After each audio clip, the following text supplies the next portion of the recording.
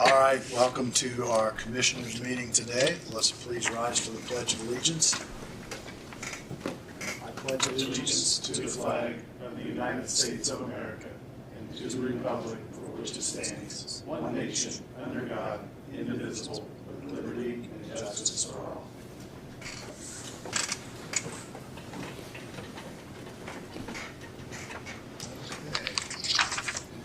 Tom, you're first up on our Have a seat, please. on our agenda. Welcome. Thank you. So, first, good morning, and thank you for having us. 17 Milton in the house. We appreciate that. So, we wanted to do a couple of things, and we'll be brief, I promise. But first and foremost, we're here to say thank you. The county has been very generous to us, which has played a very meaningful part in our success. And so we wanted to take an opportunity to do that. I will tell you, we will also at some point ask you for some additional help, but that's not the purpose of this meeting today.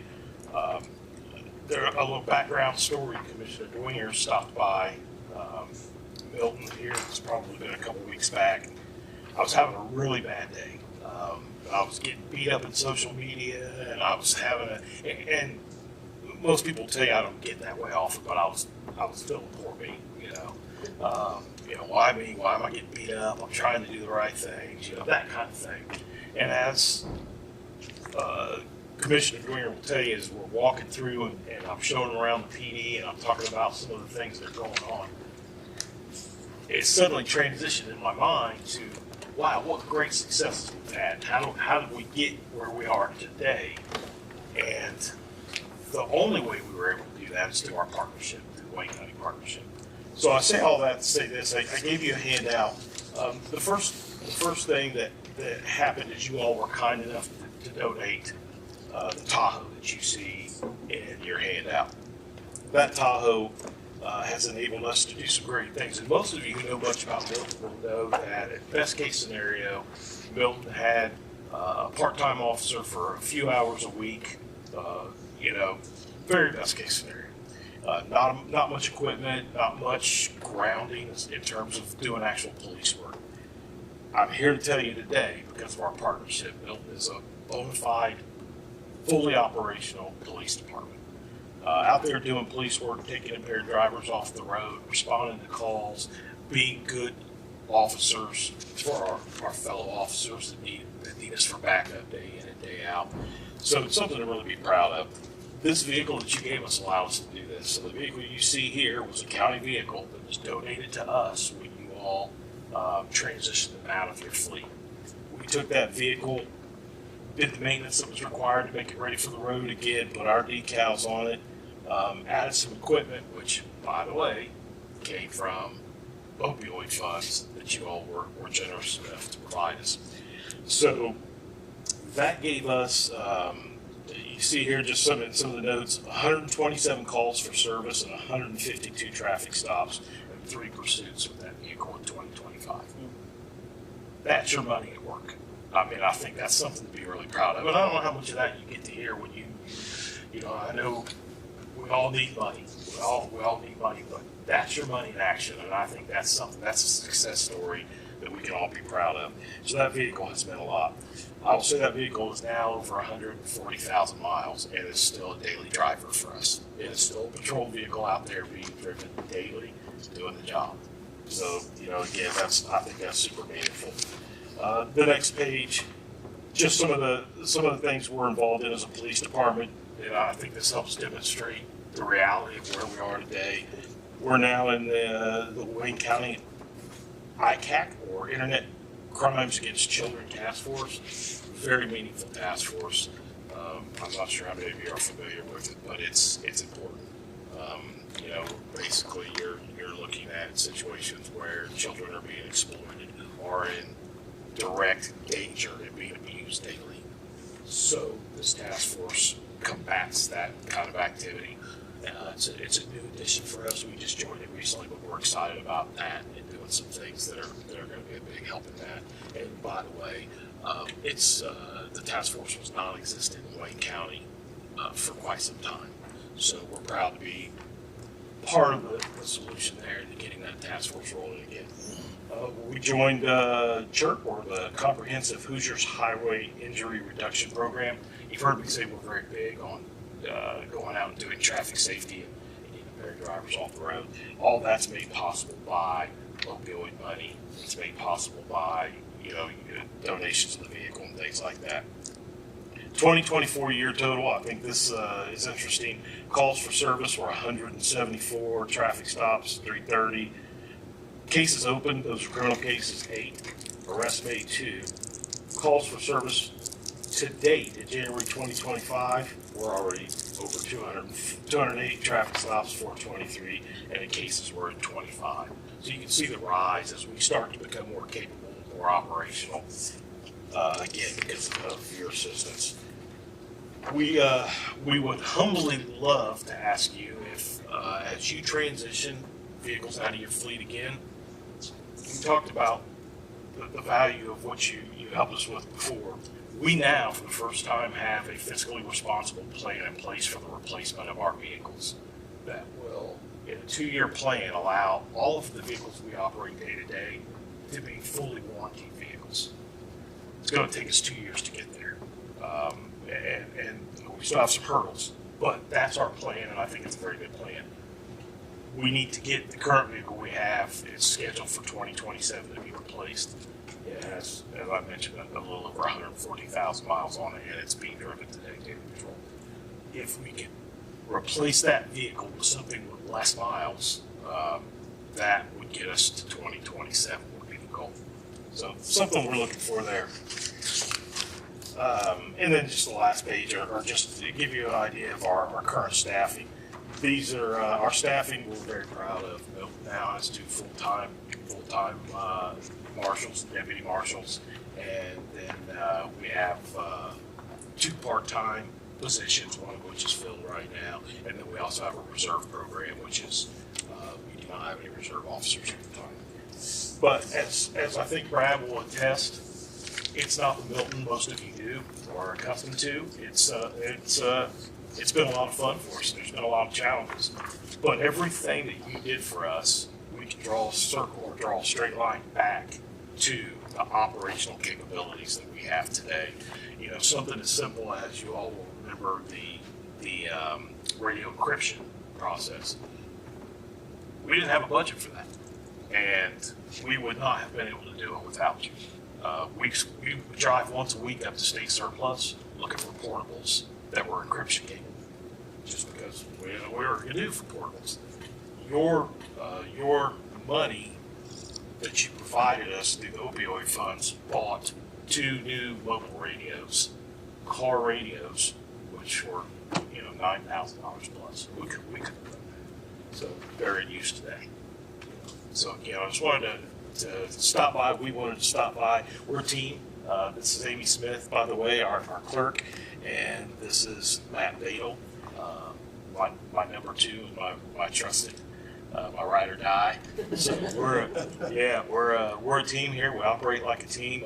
By the way, we're contracted to Pershing, so we cover sort of everything south of Milton, up to 40 and then over to the Centerville line. So big area.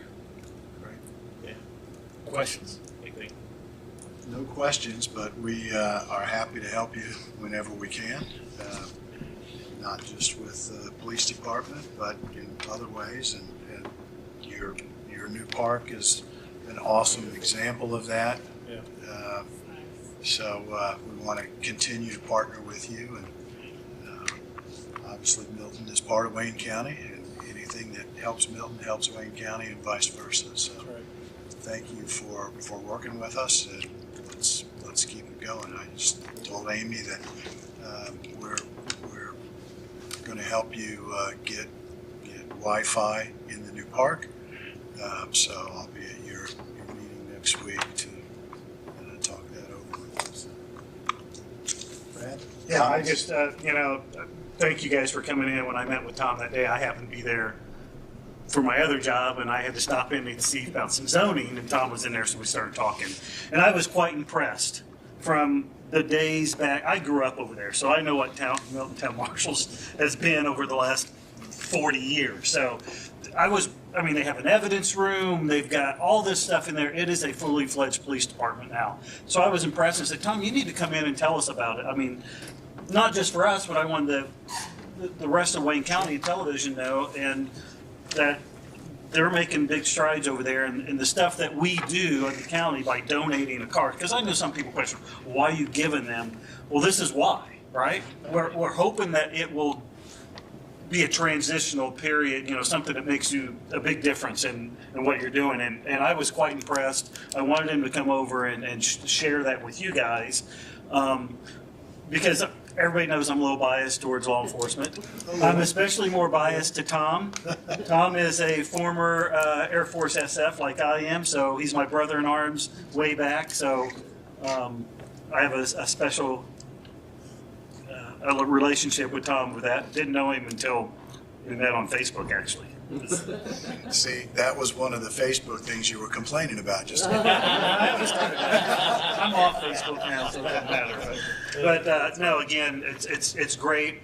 You'll see it when you go over there. I strongly suggest, Aaron, you go over and check it out. It's stop by. It's a lot of fun to see. Truly, when you look at what we have now, it's what you made us be able to accomplish, and they are huge accomplishments in a short period of time. In fact, a few things sometimes I feel like we have our skis out in front of us a little bit, and we have to kind of slow things down. But it's often. Yeah, but it's a lot of fun. So. Obviously, that's an exaggeration. We didn't make you; you made you, and we were just able to in a position to help a little bit. So Thank you. We want appreciate to that. continue to do that, but you guys keep up the good work, and it's very impressive. Aaron, do you wanna- Would the town receive the radio equipment devices that Barry Ritter and his group? I just received that email yesterday.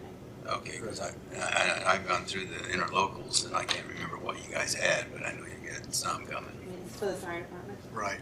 Okay, those are going to be the radios for the fire department. Yes, sir. And I'll echo what Brad said. I mean, being in law enforcement prior 25 years, I've seen a lot of different Milton Marshals, and where it has been and where it has come to, and I appreciate Tom's leadership and appreciate the town supporting him and everything you guys do as a team. Thank you for being here today. Appreciate you. Thank you very much for coming in. Anything you others would like to say? Tom pretty much laid it all out there for you guys. So. All right. Well, thank you and continued success. Yeah. Thank you. Thanks, guys. Mike Sharp, you're next, buddy. And Brandon, you're right after Mike, so if you want to come on up to the table too. That way, if Mike gets stuck on a tough question, you can help him answer it.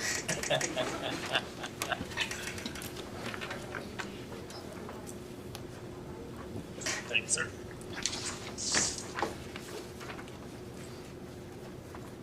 On the back of your first sheet, I guess the first one's signing for my non-cash fringe benefit Okay. for last quarter.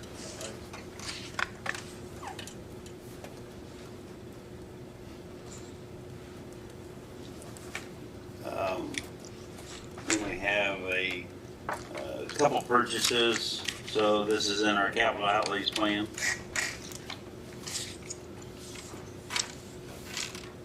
First one would be, we got some quotes on some tractors. This would replace 1999 Massey Ferguson non-cab tractor that we got. The last two tractors we bought have been cab tractors, and that makes it better because yesterday, like when it rained, we were still able to keep mowing and the guys didn't get all wet. So I remember back in the days when we didn't have cab tractors and we still went out and mowed when it was cold and wet. And so this makes it a little nicer conditions for them. But this would be replacing the non-cab tractor, the Massey Ferguson. So the lowest one would be from Rogan Equipment. It's a Kubota for $66,900.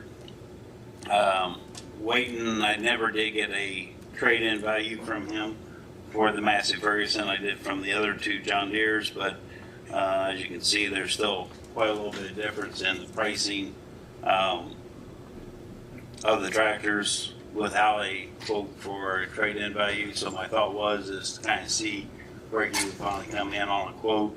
maybe go ahead and purchase that tractor, and then if he came in with what we thought was a reasonable price for a trade-in value, to go ahead and trade it. If not, then we could send it through the auction like we have been the other vehicles, and you get a price that way also. This is a new tractor though, right? This would be a brand new tractor, yes. Okay.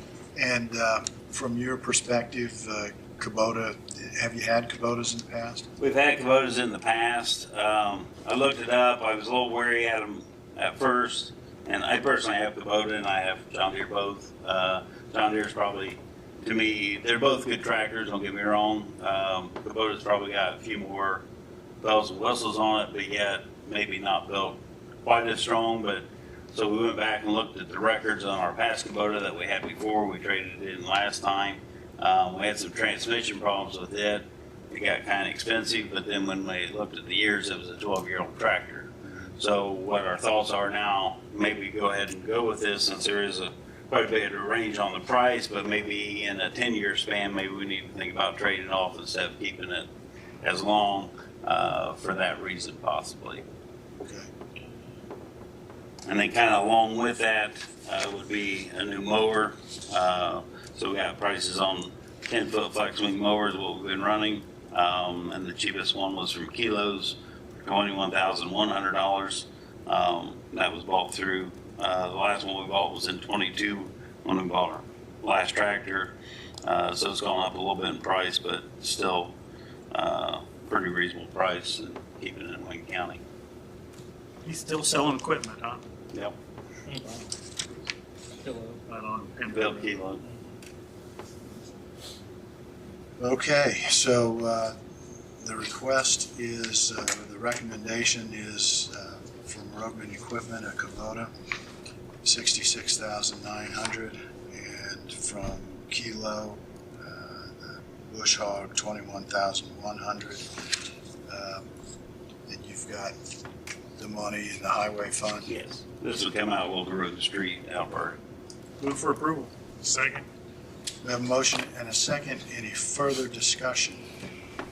Hearing none, all in favor of the motion signify by saying aye. Aye. Opposed, same sign. Motion carries. So you'll get with us on the trade-in, if you get quoted to trade in, Steve. Is that something we can auction? It is, and that was my question. So we want to look at what the trade-in value is. We've not auctioned anything except cars at this point on our new online auction process, right? So if we think we might be able to get more out of it, it might be a good test I'm to thinking sell we something else. probably would. I mean, what do you think, Mike? I mean, Kind of depends. Like I said, I haven't gotten the price from him on the trade-in value. We kind of took the tractor over there. He hadn't gotten back with us, but yet I know there's some price increases coming in on tractors. So that's why I wanted to go ahead and bring it to you without knowing what the trade-in value was. That way we could lock in that price on the tractor so it didn't go up in another price. But yeah, depending on what the value is, you know, I think if it's $5,000 to $7,000 that he's asking trade-in value, that's a pretty good price. But he may do better in an auction too. So it's kind of up to you guys. We can kind of see what his pricing is. Transactions, you know. Right. You're acquiring the vehicle, he's going to the lowest bid, and it's compatible with our purchasing policy. And then you have you have the obsolete or not valueless, the cost of repair to bring it, what you're trading in up to be to your usual standards and exceed or approach its value. Right. So that basically becomes excess personal property that you can handle. The auction is. Okay. I think we wait and see what price he comes in at, but then I think we might want to test the waters on this one, because I think, I agree. to me, tractors and like four-wheel drive trucks sell better at auctions. Yeah, and that was kind of my feeling. That's why I knew with the other quotes we had on the tractors, even though I didn't get a price, he's over $10,000 cheaper. So it's like a no-brainer. Let's go ahead and lock the tractor price in, see what it came in on the other price, and then I'll come back to you and I can let you know what it is and tell you what my thoughts is once I get that price and decide whether we want to trade it or not. He doesn't do a lot of used equipment sales out there and so forth, so I'm not expecting a large price, but you just never know until you get that price and give him the option. And, Find and out. maybe he doesn't want to do a trade-in, like you said, because he doesn't do a lot of used equipment. Okay, sounds good. Anything else, Mike? Yeah, Oh, yeah, that's- you got your The fringe benefit. fringe benefit here. Is this for the mileage or No, this uniform? is for Uniform. You do this annually, don't we? Every quarter. Quarterly, yeah. You need a motion to approve. Wouldn't hurt. Move for Total approval. non-cash fringe for uniforms is $141.96. Move for approval. Second. We have a motion and a second. Any further discussion? If not, all in favor of the motion signify by saying aye. Aye. Opposed, same sign. Motion carries. And then I have a employee that's been out there for 42 years, Mark Gerard. He's going to be retiring middle of November. And I went to council, but I wanted to pin it upon your guys' approval as far as being able to replace him as a foreman. Yes. I think we've posted in-house. I think there'll probably be somebody in-house that would probably be able to move up and then probably be coming back to you and council both to replace the truck Probably a driver. truck driver position. Okay. Or an operator, or Right. it may go to maybe an operator, and then Sure. and I have to replace the operator, and then replace truck driver. So it's Ultimately, there'll be a truck driver that needs to be filled, right? Yeah. Okay. so I think we have 2 truck driver positions open now. Right. This will be the 3rd one. So once this takes place, then that's going to be my first one. I'm going to be into a snow route. I'm not going to have enough people to cover our snow route, so we'll have to put an operator in a snow route position or something. But that's going to put us Okay. tight for this winter. And of course, council's still working on the budget, but they're talking about raises, so maybe have a little better salary to work with in the near future, so. Yeah, I think we've had a position open. We've had one truck driver, so it's been posted since January or February, 1st of February. I've had a few applicants, but nothing qualifying Right. to take on yet. So Okay. we're hoping for some more. We need a All motion. right, we need a motion. I'll make that motion to approve the replacement.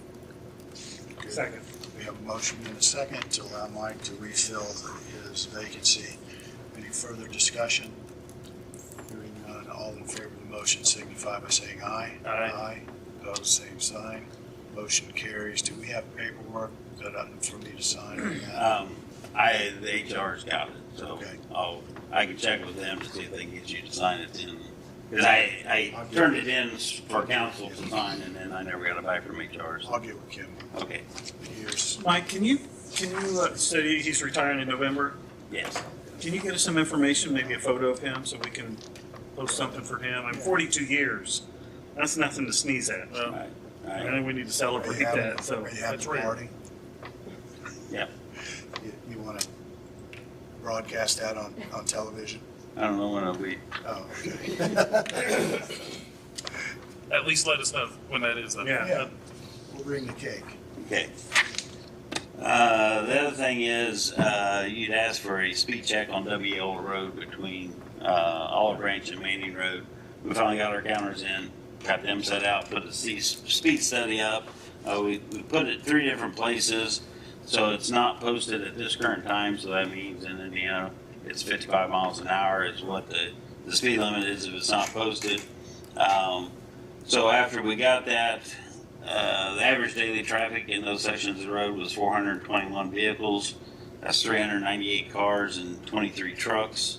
85% of the traffic averaged 55.8 miles per hour is what the 85% of the people are going. So that means, yes, there are some that are probably going 80 miles an hour and there's some that are going 30 miles an hour. But if you look at the 85 percentiles, what we normally look at is going 55.8.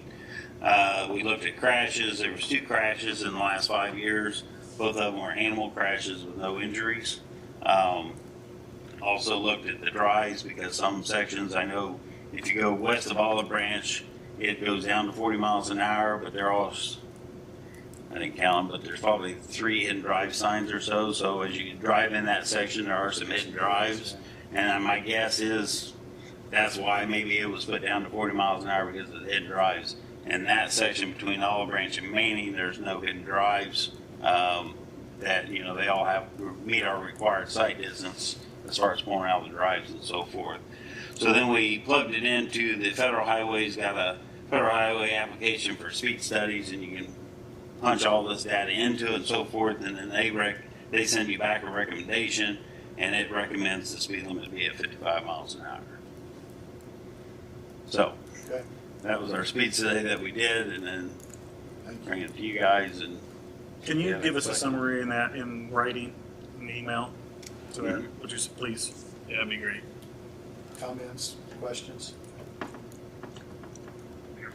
Was it the sheriff that requested it? Yeah. Okay. Yeah, and that's why I wanted it in writing so we can And I forward can't to him. And remember exactly all, I mean, he stated some reasons. I'd like to go back and review that, so. So it's not posted at this point, so it's a default to 55, which means your 85 percentile is right on. yes.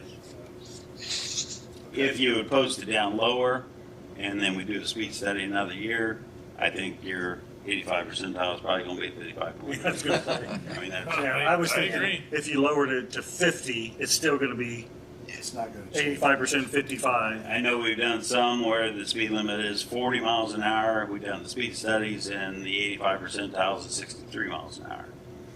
So, I mean, it's typically traffic will dictate what speed they want to go. Now, I understand there's certain places and times that to cover yourself, you want to maybe take a look at that, lowering the speed limit. But like I said, with looking at the drives and what's out there and the accidents that's happened and so forth, our recommendation was to keep it at 55, but then we plugged it into the federal highway system to see what their thoughts were, to see if they picked up something else, and they came up with the same recommendation. It sounds like it's warranted, but Yeah, yeah, if you could just get this, that'd be good. break that down in writing, we'll forward that to the sheriff. And Seems like, and Yeah. you said there's no hidden drives in this section. And Correct. It seems like the sight lines are pretty long, so everything seems to be in line. All right, anything else? Mike? Now we'll push it to Okay, Brandon. Brandon? All right.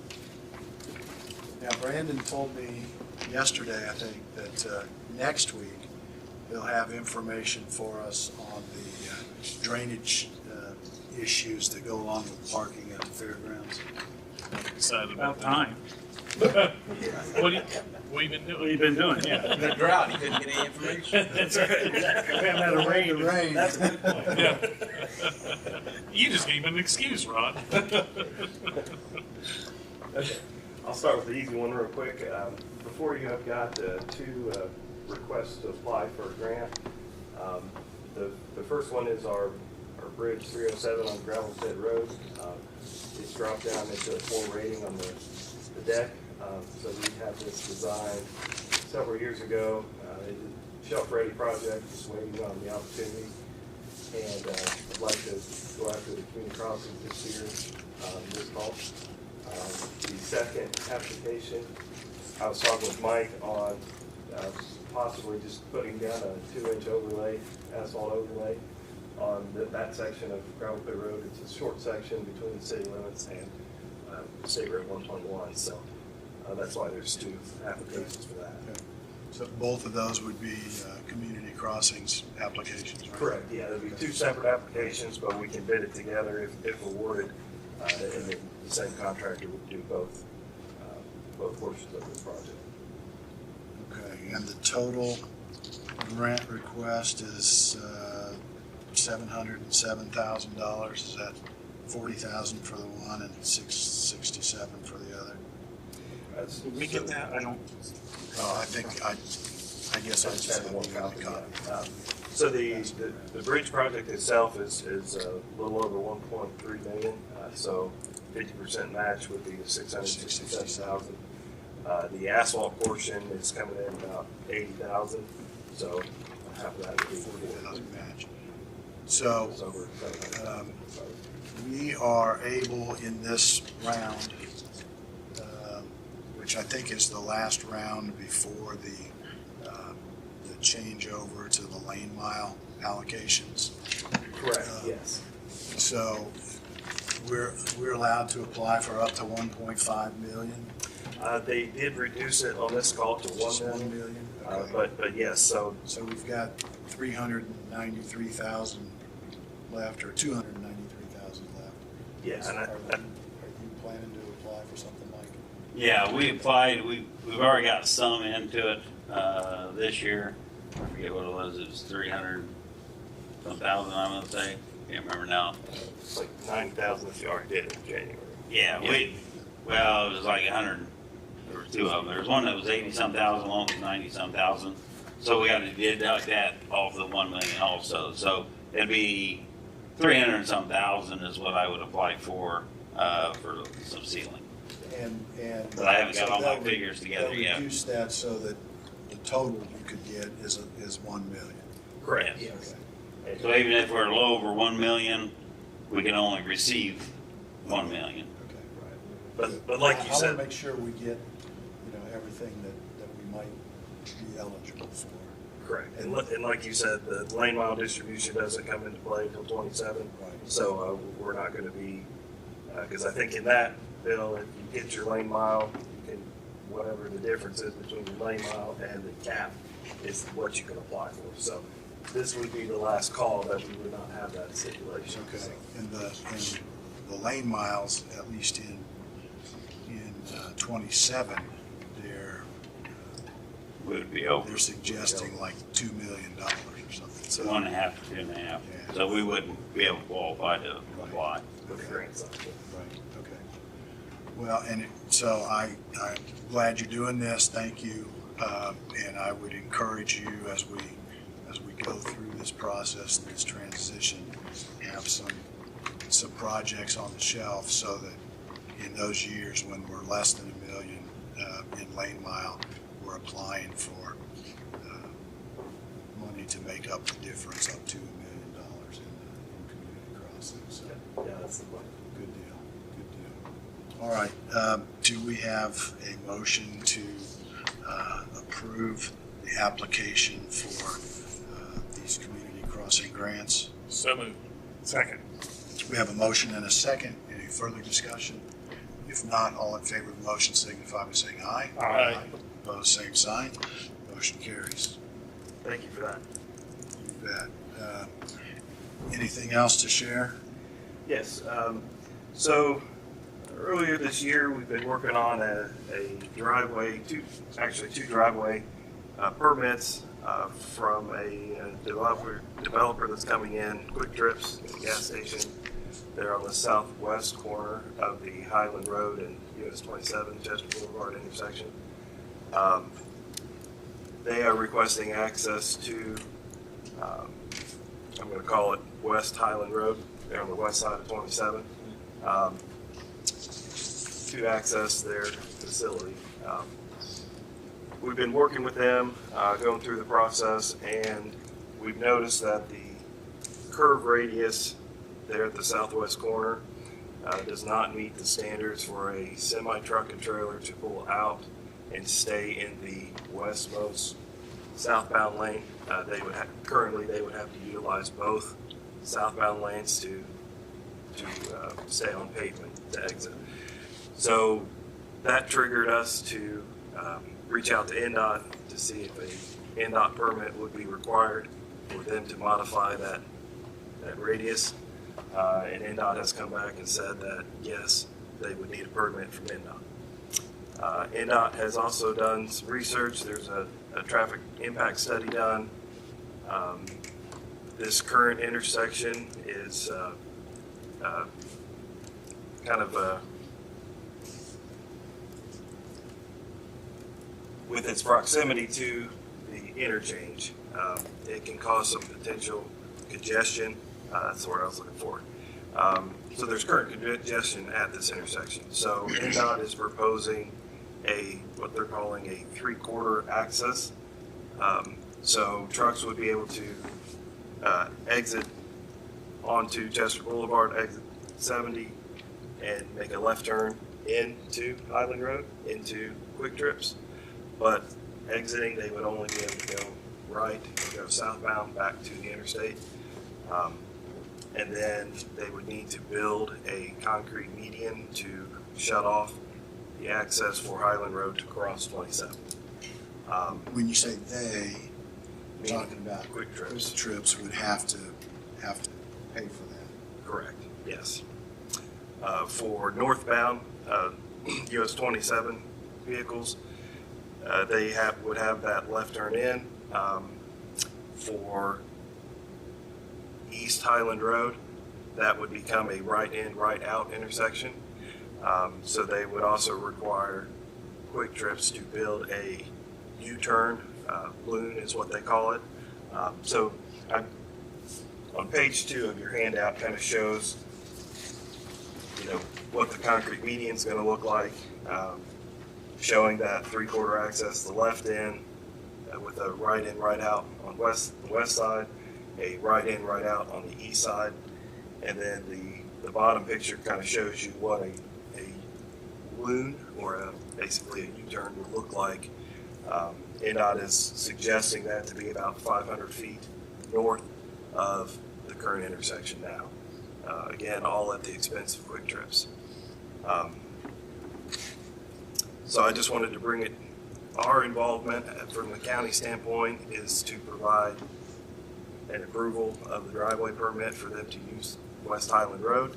And my recommendation would be conditional based on NDOT's approval of being able to modify the intersection radius for the southbound traffic.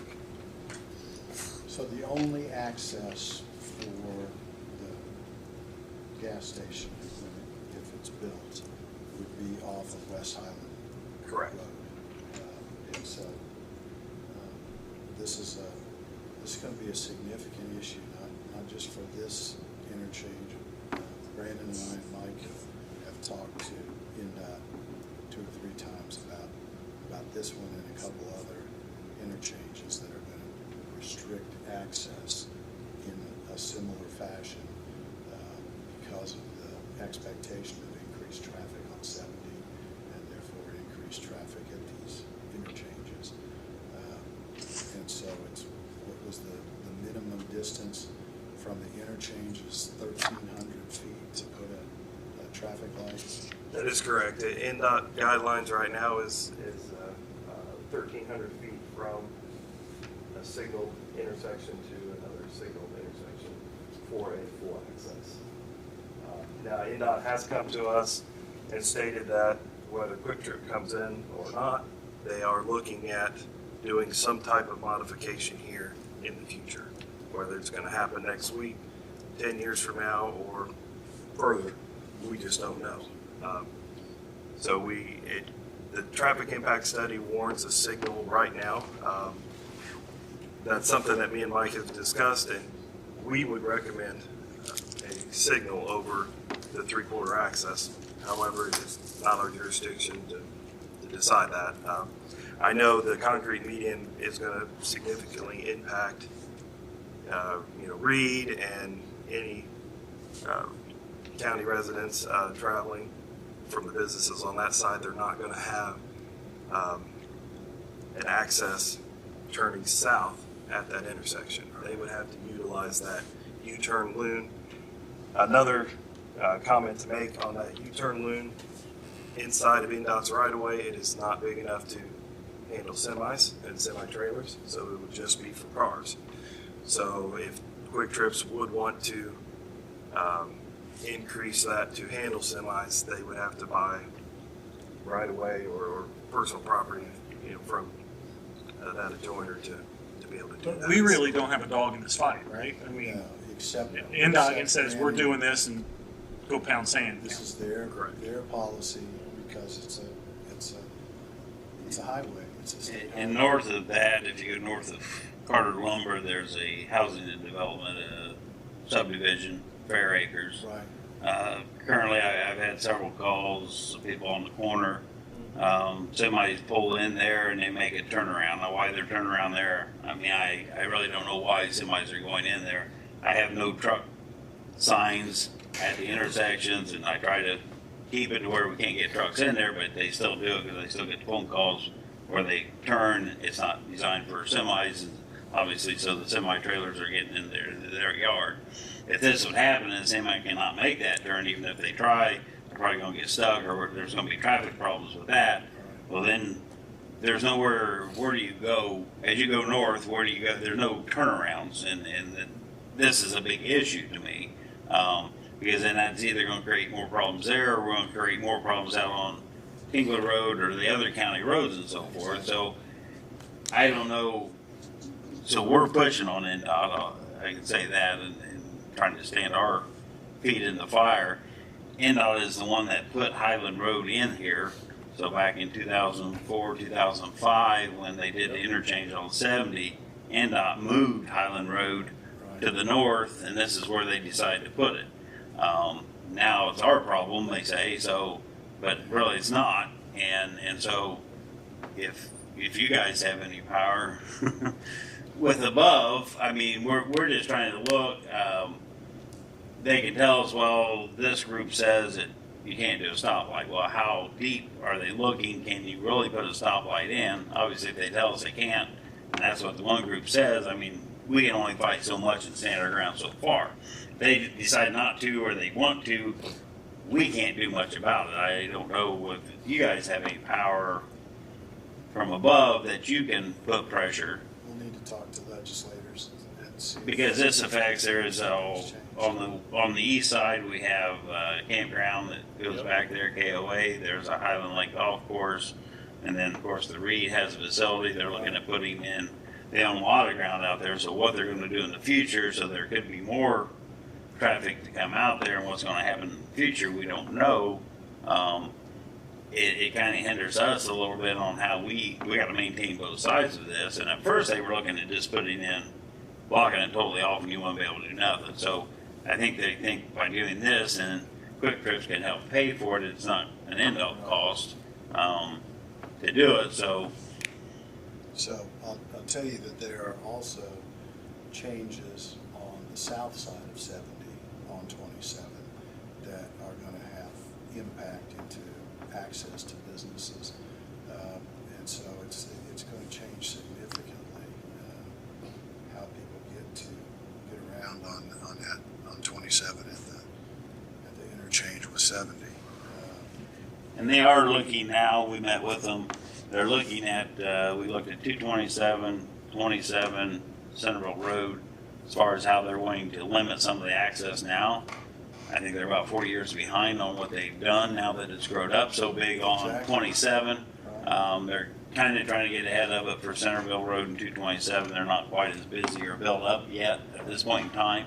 But this is stuff that, probably should have happened a long time ago. And this impacts existing businesses, not It just does. this new one. And residents that live back, once we go to the south side and even on the north side. So, I mean, there's a big impact to the county. Yes, there's only so much we can do. Kind of our main part is looking at Quick Trips and what we can do to them, and whether we stop them from building, they're not going to be real happy. They have a lot of money invested in that corner already. This is kind of the gray area, or where it's worse confusing because it's on a county road, but it's in the 2-mile fringe of the city of Richmond. So they went through all the planning process through the city of Richmond, all this, and they didn't realize they even had to talk to the county. They thought they were a done deal, and then they had a block with the driveway. Well, then we hit the block with the curb with NDOT, so that's kind of where it's kind of been held up. So they've been held up for a while, but they have a lot of money invested, and they want to get moving on this project. So you're asking us to take a position on allowing the driveway permit onto West Highland Road? And With the condition that they get an approved NDOT permit to modify the radius. Okay, which is going to be a requirement. Yes, I have spoken to NDOT, and they said that will be a requirement. So us putting that in our motion is not going to give them any more work, because they've got to get that permission from NDOT anyway. Okay. Thoughts? So for clarification, so the NDOT is willing or wanting to put in a turn lane for any northbound 27 or anybody coming off of I-70, correct? But the U-turn would only affect people coming off of Highland Road East, correct? Correct, yes. Okay, So I just east wanted to Highland know. Road, they would only be able to turn right to Right. get onto 27. So their only access would be to go up, hit the U-turn, and come back south to go back in. But anybody coming off of I-70 or from south off 27 going north could still turn into the business, correct? They could still Because they do- put a turn lane, they will put a turn, asking to have a turn lane put in, I should say, right? Yeah, it currently is a turn lane right Right. there on 27 to turn left into Right. West Highland Road. But they'll That just would- block it That would off. stay. They'll just block it off from the East Highland side, which I agree. You know, you got KOA campgrounds, pull a lot of campers, a lot of businesses down through there that, and coming off, you know, the Frickers right on the corner, the golf course, Reed, you got all kinds of businesses it's going to affect. So, and residents who may have motorhomes and campers still that even live. Yeah, I can see that issue So- with that U-turn there, if it's not Yeah. big enough for semis. People are going to try it. They said, according to NDOT, I believe they said small semis would work. So if you find a small semi On versus, the driver's skill too. if they use the same criteria that Quick Trips did, Quick Trips, they did a scenario and they said semis could make those turns. When I looked at it, from driving a semi, I knew a semi wouldn't make it, so we made them redo it. Well, found out they used the short semi for the turn. So, but big semis are gonna go up to that loon to try to make that turn to get back around if they have to. And then get stuck and have a traffic. Well, And then that's gonna Well, cause the traffic more issue. issues. It's a safety issue. Yeah. I mean, All right. people going southbound on 27, they fly down through there. Yes, they do. And if you have a semi trying to make a U-turn and not, And I think Make it up NDOT's first big go, right? thing is they don't wanna back up the interchange at I-70 and cause accidents out on I-70, I but understand. the other understandable way is the two signals should be able to talk to each other to know what traffic is flowing and be able to get them timed out to where you would never have a backup on Yes. that, even if it's a quick move. And then that's where we don't know how deep they're looking into it. They just don't want to put a signal up, and they kind of put their stop to it. So we kind of hit a run in the butt with them on that. That's why we would rather see a signal here than this part to help everything out. But in looking at it, we got to look at, okay, well, what are we going to do moving forward with Quick Trips? And this intersection was what, like 700 feet north of the one at the interchange instead of 1,300. Yeah, I know there was some initial talks about not a signal, but maybe a roundabout, so traffic can continue flowing. However, due to it not being that 1,300 feet requirement, that kills that as well, so. Because you've got to slow down to a crawl for a roundabout too, just not stop. That U-turn loop would be unsignalized, so they would be turning at their own limits. Okay, so again, you're asking us to give you permission to go ahead and grant the driveway permit, subject to getting a permit from NDOT to increase the radius on the turn onto Chester Boulevard. That's correct. I'll make that Are you motion. ready to? yeah, I'll second that motion. I don't think we want to slow them down. Yeah, I agree. We have a motion and a second to allow that permit, again, subject to them getting a permit from NDOT. Any further discussion? Hearing none, all in favor of the motion signify by saying aye. Aye. Opposed, same sign. Motion carries. That's all I have. Thank you. All right, thank you. Thank you. And we'll look forward to seeing you next week, Brandon. I will be there. All right. I will not take vacation. Brandon, are we okay with steel workers issue?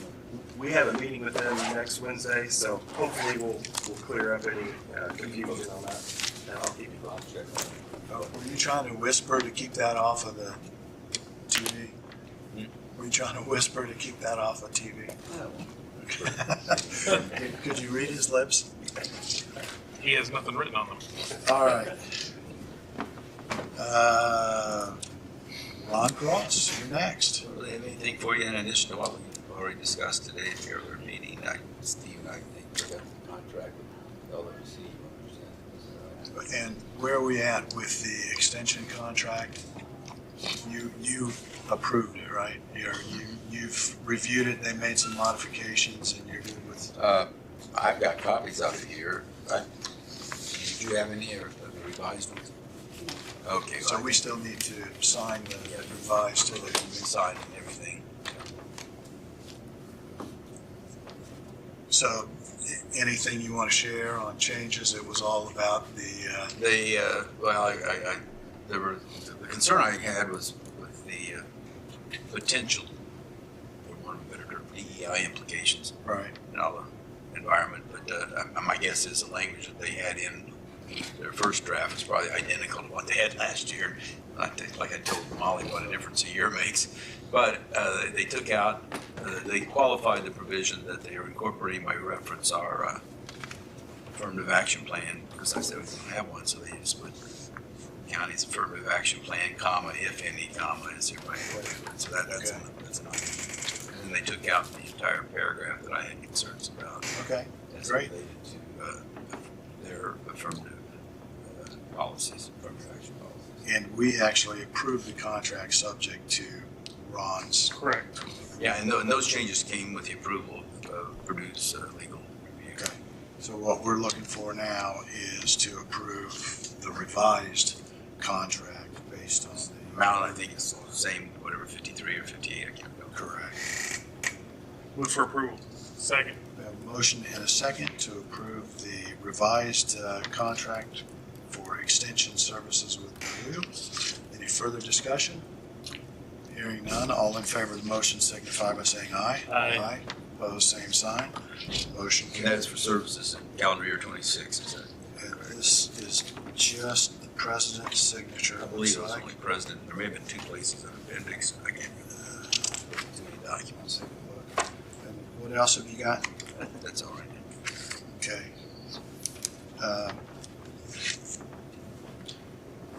Steve?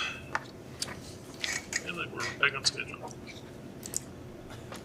All right, looking at your project sheet, to note first is that recall the change order that the commissioner signed a couple weeks ago for the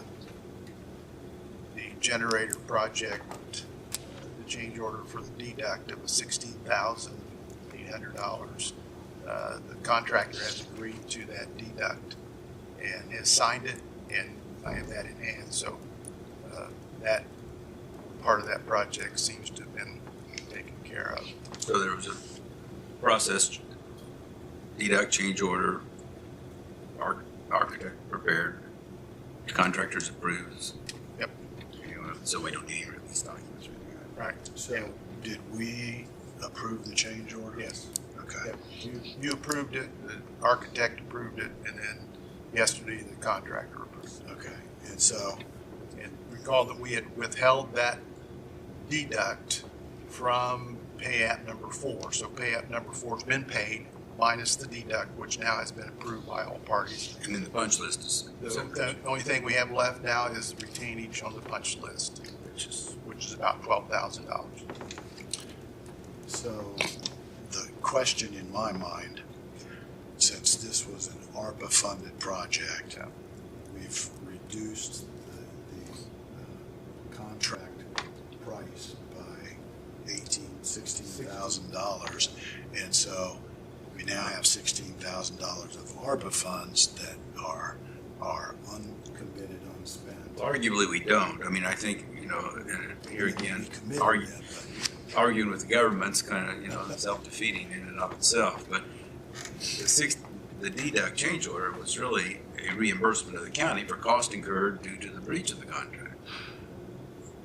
Okay. but- Right, which is why I had So- suggested. So they are, you know, Maybe we need to pay him the full price and he needs to pay us back the $16,000, but that would have complicated things from that perspective. So the question is, we need to look at ways to recommit that $16,000. So to your point, Still Ron, committed by now, contract. we paid for all the damages Right. out of either general fund or Q IT board. fund or something. Is that, Which was created through that contract, right? I think we're good. The damages were caused by issues related to performance of the ARPA funded project. So we could back pay ourselves for that, could we Well, not? I think we'd be happy, we are back paying ourselves for the Right. change order, But I think the issue is, can we do it in a more contrived fashion? Okay. We'll need to work with our Research. consultant Yeah. and see if it's, Or do we, okay, I was gonna say, who are we talking with? we're working with Baker Tilly. Baker Tilly, well, Yeah. then the obvious thing would be void that change order, leave it that in, and then basically send a statement to the contractor for our damages, which, And that's, I brought that up a month ago. I know you did. And so we need to figure out what we can do. I mean, it's literally form over substance, so I mean, and who knows what the audit standard's gonna be, I don't know. I don't either. But in any event, we've got that deduct approved. We're waiting on the punch list to be finished then. You heard Brandon indicate on the fairgrounds parking drainage plans, drainage calculations. Once he comes in and talks about that, hopefully it'll become a little more clear as to what's going to be needed, if anything, with respect to underground tiling or anything of that sort. He'll probably want to make a site visit with all of us out there to drill down a specific dimensions of that proposed parking, so we can Including probably which trees need to come out, Yes. where the water lines or electric lines need to go. So pedestals to leave, what pedestal to remove, yeah. I've added the chamber lighting and speakers. Those are two projects that you approved a couple of weeks ago, and just so that you have a placeholder number, those two projects added together equal the 15.8, and remember that's coming out of the Cume Build Fund. Have talked to the contractor. He is on vacation and will plan to start this part of the project on October 27th, the week of October 27th. Good. The west parking lot lights and outlets, the electric drop has been put in by RP&L to the new meter base, which has also been approved, been installed and approved. The meter base panel has also been installed, so now they're ready to install the overhead lights and electrical wiring. The courthouse front entrance, you can see the progress. They are still working on this side of the street now. They've started removing the bricks and the concrete that's underneath. Got delayed yesterday because of the rain. I did get an email from the contractor, and we need to drill down what you want to do with landscaping. He's concerned, we're getting late in the year, if there's something that needs to be planted. So I have sent a email to LWC, because remember, we're waiting on those renditions, so that you can see that. So hopefully you'll have that for next week, so we can make a final decision on what you want on landscape. The Prox lock system, obviously it's not gone quite as smooth as we had anticipated. There were a couple of things that the contractor needed to order, because what they ran into when they were installing the parts in some of the different door designs that we have in the courthouse, they're not all the same. I've sent an email wanting to know what the outcome of that ordering is, so that we can see what the time frame is for completion. It has created obviously an issue with programming of the cards. So I'm sure this will be a topic of conversation at the security meeting today, but if it's not, we need to bring it up. yeah. It has to be. Yeah. And then the courthouse security entrance on the west side, I sent you a copy of the proposed contract for that. I also provided you with a copy in front of you, the proposed cost for that. I've also provided you with the layout of what that actually looks like. So if you look at that layout, let's start with the layout. And there's two options. The option on the right is to replace the concrete and widen it up. That is currently in that configuration is what currently exists. That's not a drive-through. It's not a loop driveway. It's also to include, remember, fencing in that area where the cooling tower is, providing 2 gates, one for the security side where they bring the prisoners in, one for the boiler room side. And that fencing is to match the fencing that you put around the transformers on the north side of the courthouse. The drawing on the left side is what that would look like if you made a complete driveway through, so that when they brought the van in to drop the prisoners off, they wouldn't have to back out onto 3rd Street. I was over there a couple times. I'm surprised they haven't made issue about backing out onto 3rd Street more often than it's with traffic heavy, it's difficult. There's really not a good turnaround for them to back and go out straight. And with people parked. Yeah, and with the corner vehicle parked there will be remedied once we get the plug-ins on the other side of the street. But if we are going to look at this, I really think we should look at the loop driveway. Agreed. I do too. And shouldn't we move that light pole too? That's part of the process. Okay. If you look at the cost estimates, you'll see in there that there's $5,000 to move it. you'll see that there's a relocation of a light pole up there at the very top.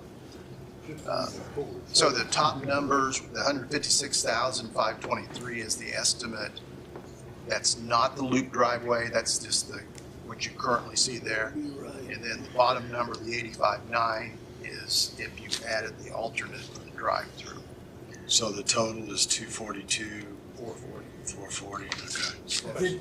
Estimate. Yes. I like the drive-through myself personally, but I don't like the cost. Have we looked at extending the concrete to the west so they could kind of back out and do like it dropped where they've got this, it's actually extended a little bit in both drawings, but it drops off. We've got a pretty so the good drop grading off that there. we'd have to do is Well, you'd have to probably build a retaining wall further out and put some fill in there. so the cost of that's not going It's gonna, But yeah, so we've got it made as wide as we can go until it really starts dropping off.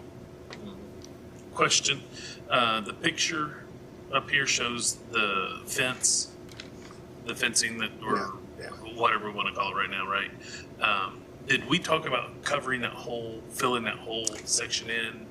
Yeah, we did, and it certainly adds to the cost simply because of you have to Customize. customize Yeah. the fence because it just comes in square pieces. Right. So to this make just that goes arch, to where the arch starts. it goes up to where the arch starts to make the arch. Do you know what the extra cost is? I don't. thought we talked about it, but I just can't remember. I don't. Can you go back to them and get an estimate of what that additional might be? Because I will say, looking at that, Well, I think what we would do it'd be, is just add it as an alternate, okay, Okay, yeah, okay, that's fine. that makes sense. if you want to go ahead with this. Well, if you're I looking would- at I would like screening to see too, we those could look at numbers. other options. I mean, you could put some kind of that, not green, but they can come black or whatever, that fabric stuff that there, or something to that, where you wouldn't have to do the fencing. If you're looking at just blocking, that's something a little bit cheaper, but still does the same purpose. Yeah, there's 2 purposes for the fencing. One is aesthetics. Yes. It's simply to block that cooling tower from view. The second one is from a security standpoint. Remember one of the issues that was raised in the security report was that that's open and there's a place that someone could hide behind the back or have access to our electrical panel that serves the cooling tower. So it's a two-purpose fencing.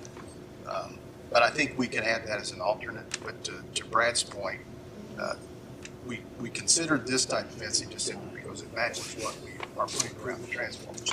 Not to say that we couldn't spec something different, but I'm not sure that a fabric is gonna. well, I think he's talking about a chain link fence with things that link behind. Yeah, it. or something with That that. moves the different colors. Yeah, Well, why don't we just ask them what If there are options other there options. might be. And that may That could be, blend I mean, in. by the time you do that, it may be the same cost of just some option there that may be. because I think looking at it like that, with just where it cuts off, it's like we have a good start there, but we never finished it. Almost, you know, it's just. But I don't want to get in a whole bunch of cost either. So But I like the circle driveway. If we can't extend it, then Yeah. if we're doing it, let's do it right and make it. Do you want to do that as an alternate, or you want to just bid that? What's the difference? I mean. it's- Well, they estimate the difference of about $86,000. I know, but what's the difference of just going ahead and have a bid that way or an alternate? and accept the alternate along with the bid. I mean, what's the difference? I think you do it as an alternate. Okay, and that's fine. Doesn't matter to me. That's why I was asking why Yeah. do it one way over the other now. I think you get better value if you have an add alternate. Do you? Okay. Okay. There's an element of competition, extended check. Okay, I like it. Right. competitive bidding. So the base contract price then for LWC to design, development, construction documents and do the bidding is $23,000, and that's about $3,000 less than what we had originally, A little under 10%. under 10%, yeah. So I would, if you're wanting to move forward with this project, I think we should. It certainly hits a couple of our goals, and one of them is the security of the west side of the courthouse. And how are we gonna pay for this? Well, I would say you approve the contract subject to discussion with council at workshop. Well, and not only is a security issue with the door and securing that area off, but also the circle drive is a security issue as well. So Well, it's a safety issue, Yes. certainly. yes. Security. So, anyway. But I would recommend that you approve this contract subject to discussion with council for funding. I'll make that motion. I'll second. We have a motion and a second to approve the contract subject to a discussion with council on funding. To date, he's only done even rough conceptual design. That's about all. Yes, that's all we have. And we will go back to them and do an add-on for the upper part of that. Yeah. Right, okay, thank you. Any further discussion? Hearing none, all in favor of the motion signify by saying aye. Aye. Aye. Opposed, same sign. Motion carries. And then the last thing I have is a request to hire. We have a vacancy in building grounds. This is a custodial housekeeping position on second shift. Recall that we had this position, or this night shift has had at one time 7 employees assigned. When I took over building grounds, we eliminated all those positions with the exception of 2. And so now this building is cleaned by a contractual person. We used to have 4 employees to clean this building, and now we don't have any. We just have it contracted out. The health department and what we do at the jail and the courthouse, we have 2 county employees and 1 manpower employee. So this is a county employee that I'm asking to replace. I'll make a motion for recommendation of that. Second. We have a motion and a second to recommend refilling that vacant position. Any further discussion? Hearing none, all in favor of the motion signify by saying aye. Aye. Opposed, same sign. Motion carries. Do you want to talk about the employer provided vehicle? What our next steps might be? Yeah, I think the first step is we need to identify what we're currently doing with whom. I would suggest our first step, because I've looked as in preparation for this conversation. So in the employer provided vehicle policy, on the last page, I referenced several IRS publications that this policy was written off of. referenced. And the three main ones, the taxable fringe benefit guide for federal, state, and local government, which was published in January 2009, that has been updated in 2022.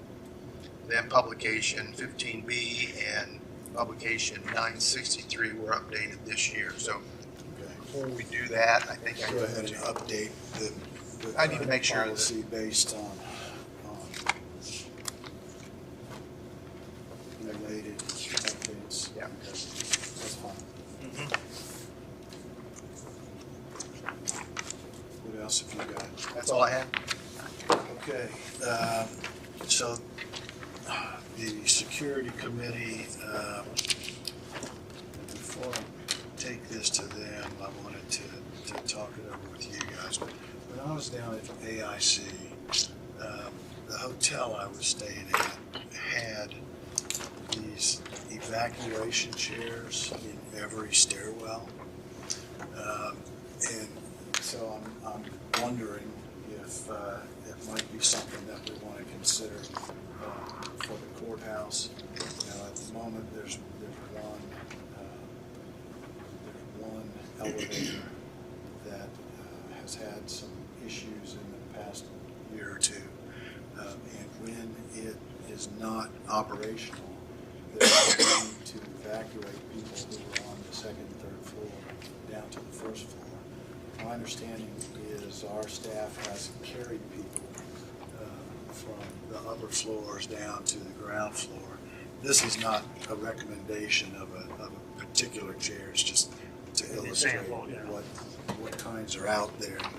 And I suspect there are prices all over the map depending on what you need and who's going to use it and how it'll be used and so on. So I think we ought to at least investigate it. We know that we've talked about the second elevator, and the cost has been a significant issue in finding somebody to do the work. But also, in a real emergency like a fire, you don't want people on the elevators anyway, so you're going to have to evacuate them some other way. And this is a possible way to do that. So I'm not suggesting we jump into anything, but that we bring it up in the security meeting and talk about, you know, what should we do, what is available. And I can tell you, this happens. I mean, we do this. Absolutely. This is not something that may happen. Well, and not only. We're talking patrons, most of the time. Yeah, right. Not staff. Not only do we need to get them down to the ground floor safely, but we also need to prevent injuries to our staff and first responders. and so on. Yeah, I was gonna say, as soon as we start carrying people down, you're gonna, Absolutely. And, it's problematic to have injuries. and even from this evacuation we had Monday in this building, getting somebody up to the bottom steps, to be evacuated down. Yeah, and I think these things are designed to go Both ways, either way, up or down. And I also think, based on earlier this week, we probably need to have some wheelchairs accessible. We do have those. They're just not readily available. Well, and They're stored They're, somewhere. they're stored somewhere. They're stored 3 floors down. Yeah. well, no, But we do have wheelchairs in both buildings available. working for other places, I know the wheelchair issue. If we get wheelchairs, we got to make sure one, they're certified, they're checked, they're regularly checked and maintained. Those are things we need to keep in mind on that. So it's not just a cost of purchasing them and having them, but also replacing, maintaining them. There's a whole list of things there that have to be followed and done. Along with these chairs, there's a whole list of things to follow and be done.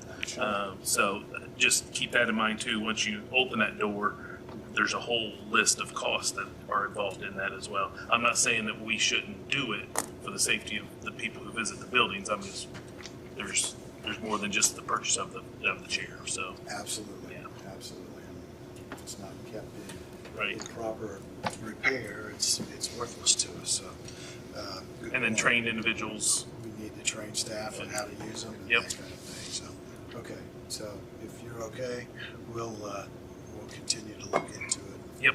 Raise it as a possibility. Steve, I mean, it's probably not a total impossibility, but I mean, have we ever looked at the alternative of having the second elevator be a freight elevator? Yeah, we talked about that. Actually talked about a new elevator and then the current Become- elevator being becomes converted. the freight elevator or Yep. whatever. The only thing the reason why we didn't really run that too far out, because the plan was to isolate the prisoners to the other elevator, which then you have to meet the criteria for personnel. Personnel. Yeah, so, Like only in emergency cases, we're supposed to be able to use A freight elevator. human traffic. Yeah. Traffic elevations. and they're different permitting, and, because Yeah. we had that over at the Elder Beerman building when we were maintaining that, where they had the human elevator and they had the freight elevator, and each one of them were licensed different.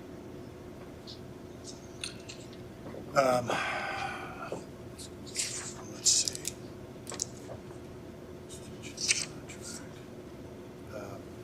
Let's talk about soil and water for a minute.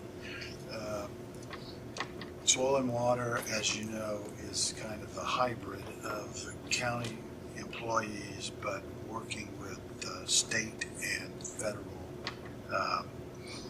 organizations.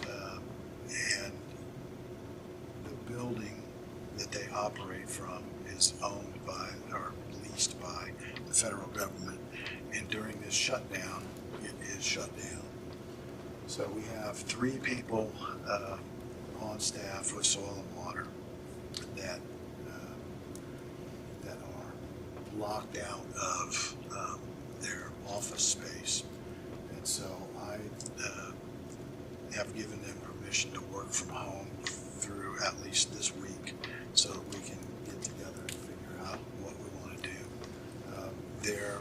There was some initial concern about whether their use of computers on our network was problematic because of access inside of our firewall when they're accessing state and federal servers.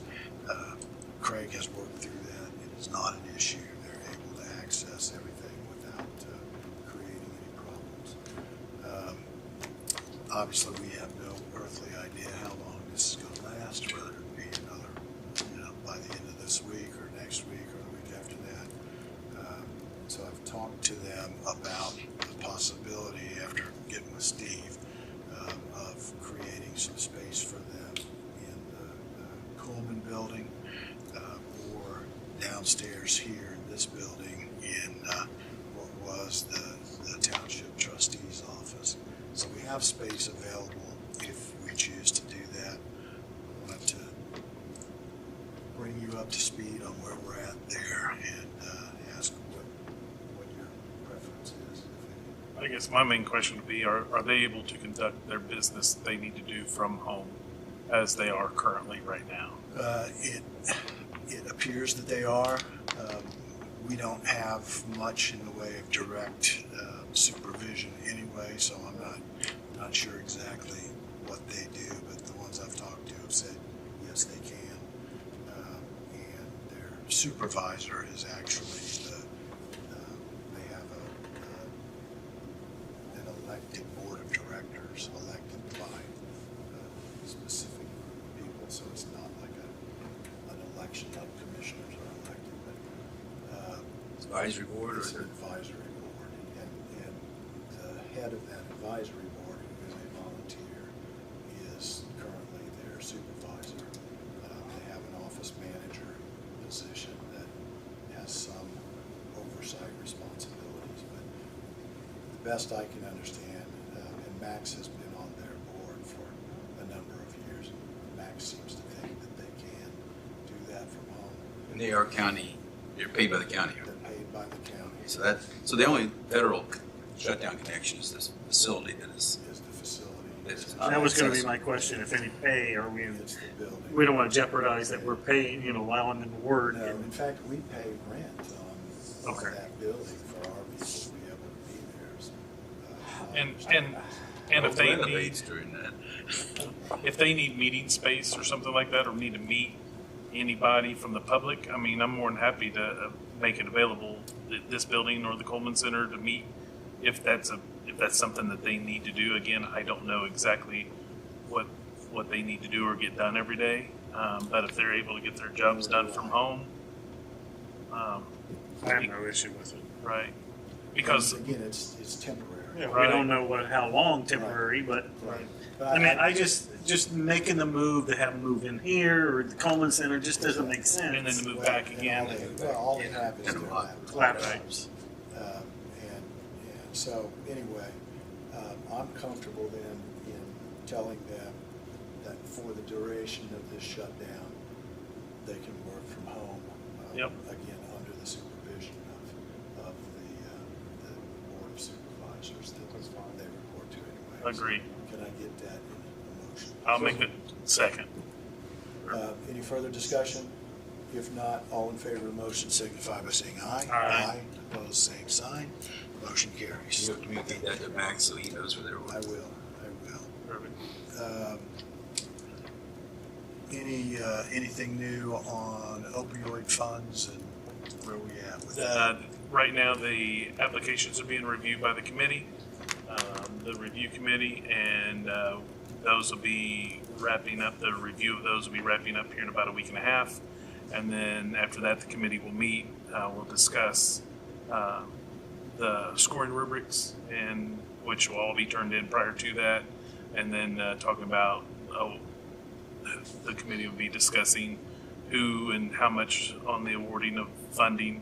And then should be the first November meeting for commissioners should have recommendations for that disbursement. So And do you know how many applicants? 7. 7? Yep. Seven I applications. would have thought it'd been more than that. Me too. Me too. I mean, we had way more than that the first time around. Right. I mean, I bet there was 30. Yeah. That So, surprises me. That really. but some good applicants, some good things. So, and again, on that funding, I'm really glad that we have taken the stance that we are going to use our opioid money to help our community and try to help the opioid epidemic, the overdosing, and helping those groups that either treatment or education to truly help that and not try to, and because there's a lot of governmental agencies across Indiana, because every governmental agency receives opioid funding money, every city, town, county. But, we have taken the stance to really use it for the right reasons, and I appreciate that stance that we've taken on that. So, And with that being said, I have had a conversation with the AG's office. Happenstance, it wasn't.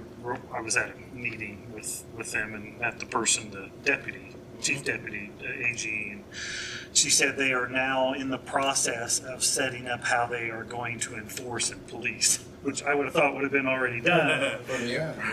Yes. yes. So they're just 2 now. years ago. So they are, and they're, because I think they didn't so much say it, but I got the impression that there's been a lot of violations of the policies or how they set up. Complaints of how it's spent. Yeah. Well, because, I think the first thing we looked at was to try to figure out what the guidelines were. Exactly. Right. The conclusion was there were no guidelines. Yeah. It's not So easy. now they are looking at, and I got the impression the next few months there's going to come down that, okay, here's the violation, here's the penalties for not, Yep. paying back, and they're really going to start looking at counties and cities how they've used the opioid money. Well, and my communication has been also that once they start checking and going through those reviews, some governmental agencies could lose the rest of their funding and it'll be dispersed to Or communities that are required to be using paid it back. appropriately. Wow. So, but I'm glad we're not back funding our general fund, our county general with that money, Absolutely not. because we're not. I think we're giving it to the I community. think we're fine. Everything that Yes, we've done, I think agreed. we're well within. I think we did everything right. And Yep. Having said that, I was glad that the folks from Milton were here this morning. Yeah. Because, I think some of the funding that he referred to as opioid funding was the unrestricted Unrestricted, money yes. that we used for several police agencies. And I think that's turned out to be a great thing, and obviously, it's really helped Milton, and so maybe we need to look at that in the future and look at whether or not, and I have no idea what your recommendation is gonna be. We'll find out, but we've got, what, 250,000-ish? 250 some on restricted and 40 some on unrestricted, so, And so we may wanna, That replenishes every year. yes. Part, yeah. 18-year. Yeah, it kind of declines, but yeah. declining basis. So maybe, again, depending on recommendations and Yep. those 7 applications, we may want to use the restricted for those and look at other options for some of the unrestricted to continue to support some of the other agencies in I agree. the county. So, Well, and that's why I thought it was important when I met with Tom that day, Yep. and he was just glowing with appreciation. And said, well, you need to come in and let the other commissioners know and the audience working that, you know, how we've helped you by, and by us helping them, he's helping the citizens of Wayne County, Right. right? It's a win-win for everybody. Yes. So, Well, and I'll say the opioid money funding prior to me, I know you guys have given to not just Milton, but I know you've given other. every Cambridge agency City, in Wayne County. Hagerstown, Center. I mean, you've given to multiple smaller agencies and groups. And again, I appreciate the stance that we are taking on that and truly doing it for the right reason and giving it all the right reason. Seriously, it's important. That's what it's intended for. Moving on, want to raise the issue we don't have to decide today, but November 26th, our meeting is scheduled the day before Thanksgiving. December 3rd, we're all scheduled to be at the Commissioners Association Conference. And then December 24th, obviously, is the day before Christmas. December 31st is New Year's Eve. I'm out for all those, so what you guys decide. Okay. To make that easier for you guys. Is the 24th and 31st, are they holidays for the county? Like, 24th is? And Thank you. so let's Keep that in mind. mull this over, but obviously we want to go ahead and cancel December the 3rd since all 3 of us are going to be Correct. out that day. And since the 24th is a holiday, we ought to, I mean, that's a no-brainer. We should probably, and I would say either cancel it or move it to Tuesday before. And that's what we'll need Yeah, to so decide. we'll need to decide that, so. Let's, this Talk gives us about that. plenty of time to think about it, and we'll make some decisions. So we got almost 2 months before the first of those dates comes up. Okay, Steve, to come back to you. Before we leave that issue, Sure. maybe you may decide and I missed it. The 29th of this month, will you be meeting? I think so, because we did not meet Did not. on the 1st. Correct. Does that mean we have to meet on the 20th? It doesn't mean we have to, so we can cancel that one as well. That's October. I just didn't know. I didn't know it did fit. And why the 29th? We're worried about the 29th? It's a fifth. It's a fifth one. Oh, okay. I see. I see. I thought I missed a holiday, or No, am I supposed to be gone then? It's, I'm sure it's some kind of holiday somewhere. Yes. So, again, We can just play that one by ear to see what's on our agenda. If we have anything Got some pressing, things we need to yeah. deal with. Agree.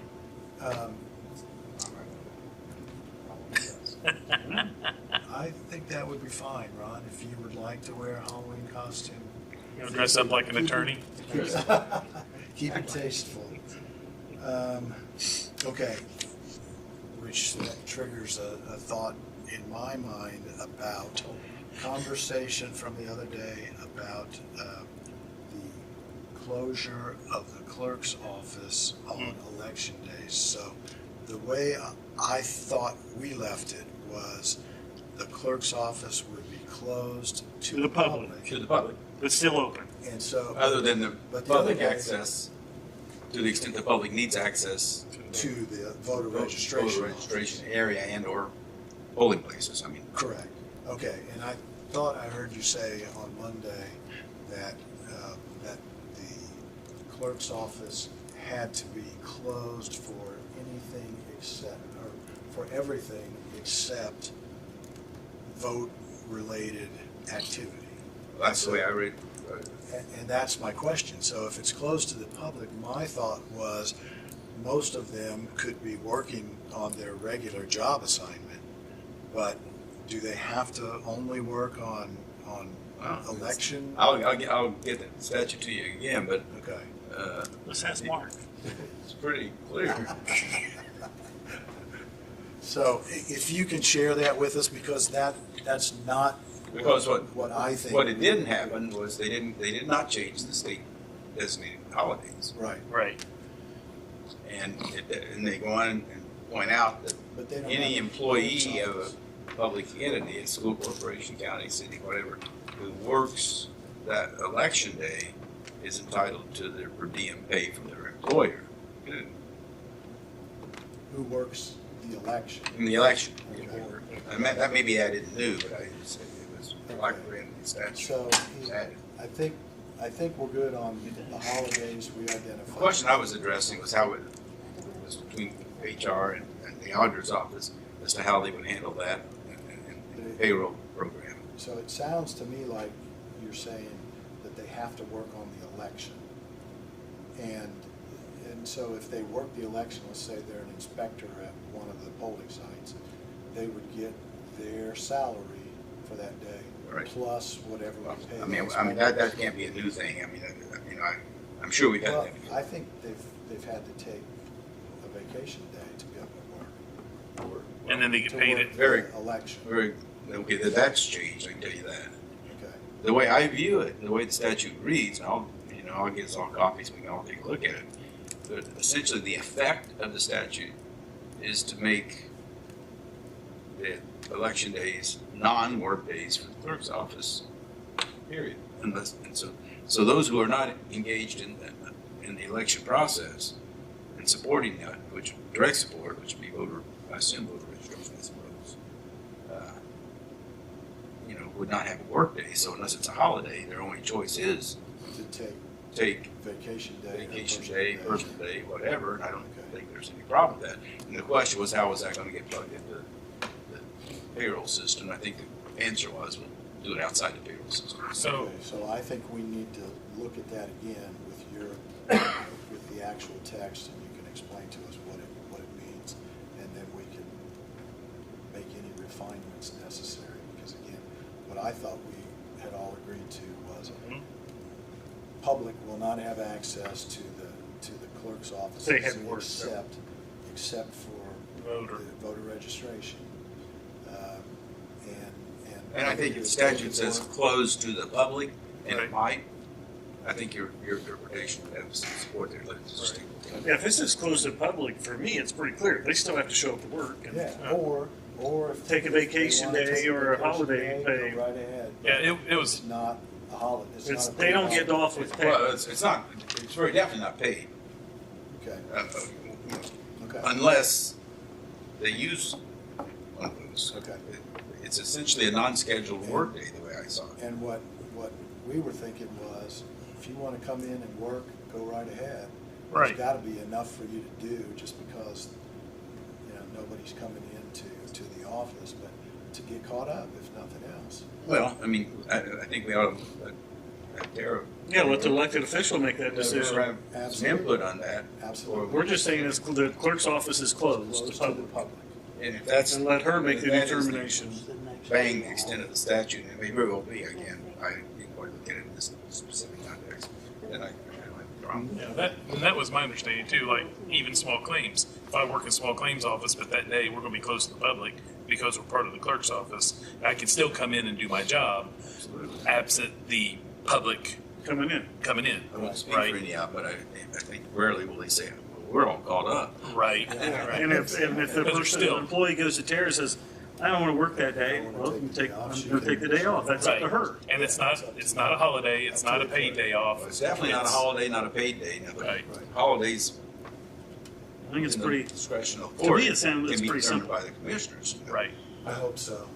It's just the way you said it, it sounded different from my Well- understanding. So let's review it, make sure that we're on solid ground, Yep. and we can talk to the clerk about, what our decision is. Right.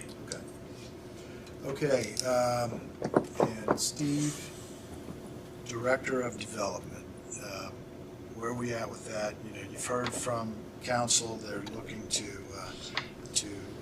delete that. I think you were reviewing the applicants, we talked to a couple people to see if they were interested in applying. So I think, Brad, you mentioned that you were good with if we needed budget cuts, that could be an area that we could cut.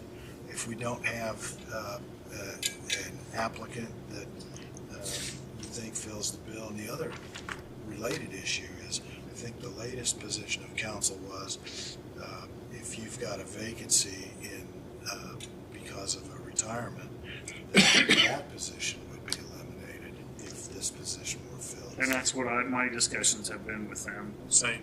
So where are you at, and what's the, and because you and I talked about that position, and you feel like we can't do without that position. Yeah, so just a little history of that department. So when I took over that department in 1998, I was made the building commissioner.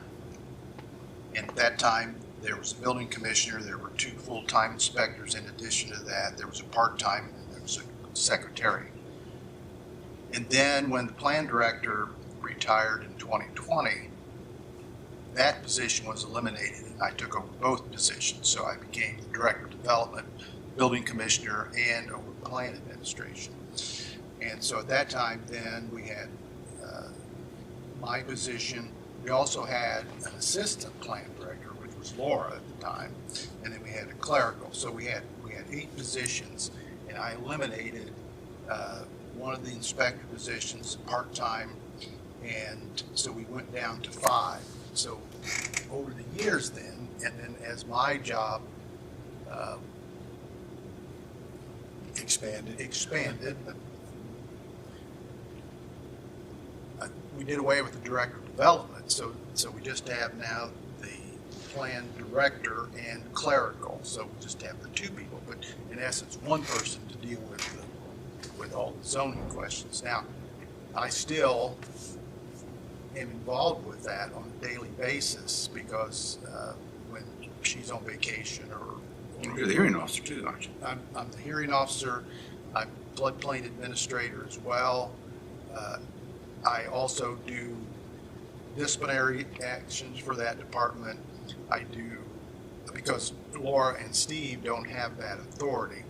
Because they are not department They're heads. not department heads. You are still that department head. I'm Yes. still the department head. And so they're not paid as department heads. And I still do claims, I still do payroll for that. And so the intent was to create this director of development at $87,000 to be over those 2 departments. Be the department head. To be the department head, just as it used to be, and take those responsibilities from me and put them on them. So then, obviously, we put an application or put the employment opportunity out. We got some applications. You know, not any of them fit the entire bill of what the job description said, and I couldn't see just hiring somebody just to fill the position. So We did have a description that Urban had looked at, or yeah, Yeah. it was one that was previously in place that Irwin had For you. already approved.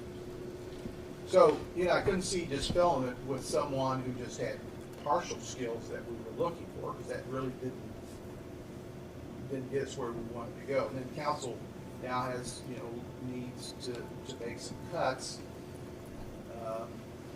And they have proposed then taking Laura's position, which, you know, she's, Let's not use names. was, she's the only person there, so the, taking the plan director's position and making that a department head, but that really doesn't gain as much, because then that department head then takes on the duties that I'm doing. And I can tell you that just with the current plan director's caseload, It's a full-time job. It's a full-time job. You know, we've already eliminated people in that department to start with, so And that's that title is planning director, it's actually It's not. plan administrator. administrator. Plan Okay. administrator. I just got to And that's over the planning department, right? Right. Not the inspection, not, correct. The building commission, yeah. okay. And so I looked at the caseload, and it's been pretty static. It's been pretty the same for the last several years. I just don't think,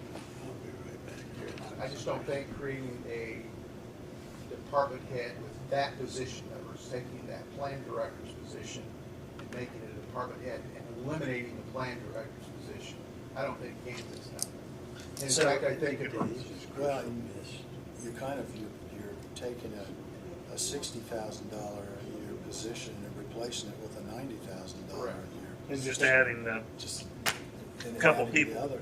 But Well, not adding anybody. Steve's sense is that the current person has a full-time job right now. Yeah, and to take on, You know, disciplinary action, payroll, claims. So am I reading in between the lines here, your recommendation, what you would prefer us to do is Nothing. hire for that person and not hire for the assistant director? Either hire the director of development and still fill the plan director's position, or do nothing. I don't think combining. Well, We'll do nothing, means replace the planning director. Yeah, fill administrator. the plan director. Yeah, that's what I mean. But don't add the money to make that a department head. I like that idea. Yeah. I mean, it just leaves it as. And you're still be over I'd those still departments. be the guy, yeah. And you're okay with that? Well, I'll make it work, I mean, Yeah, he's been making it work for several whatever, years. just understand that, No, I get that. That so, and we don't know this, and this might be an open-ended question, but do we have somebody in one of those departments that can rise to her position? no. I don't think so. I mean, that's a lot of knowledge there that she's been. There's been a lot of. Yeah. Laura, that person in that position has been with the county for A long time. 30 years, maybe. So, not only, I mean, because we've seen what kind of people that we're getting for the, so it's going to be difficult to hire that position anyhow. So I'd rather concentrate on that position and get somebody good that has some experience, knows what they're doing somewhat. No, I agree. She does a good job, and it's no coincidence that it's a reflection on our society that, well, I've been your attorney for 22 or 3, whatever, 20-some plus years, and I've only had 3 actions to be appealed from the BZA. One was 15 years ago, and I got 2 pending right now. That tells you what's, I mean, I think we've done a pretty good job and she does a good job. of preparing our cases.